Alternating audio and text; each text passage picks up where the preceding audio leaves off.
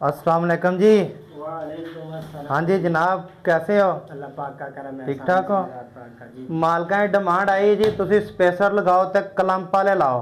ठीक हो मैं गया। कही मुश्किल ही कोई नहीं था जी। ठीक। इधर लिया यार, 2 काटन लिया। अली भाई काटन लेके आओ जरा दवा।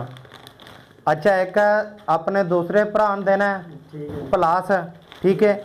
ये नवे लियाते ने 0 मीटर प्लास ला के इतने प्लास नाल पूरा इनू कलंप टैट करना है। ठीक हो गया जी। ठीक हो गया। और उस तो बाद जनाब मेरी है देखो 2 करेट ले आते ने जनाब मेरी पूरे काटन, ठीक है।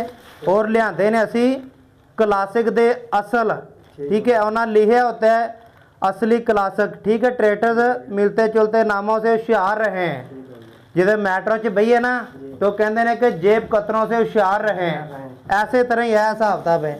इनू ही पट्टिया यार जरा उनके विचों खोलो जरा एक पैकेट, यह देखो यह गट्टियां लैदा ने एक काटन दे विच ते ओ लैदा ने।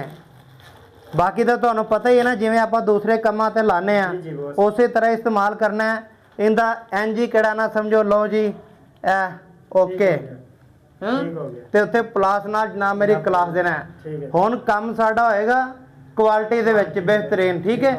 ਨੈਕਸਟ ਵੀਡੀਓ ਸਾਡੀ ਜਿਹੜੀ ਆਣੀ ਹੈ ਕਲੰਪ ਲਗਾ ਕੇ A1 1+, ਠੀਕ ਹੈ। इंशाल्लाह। ਓਕੇ ਜੀ, ਅੱਲਾ ਹਾਫਿਜ਼।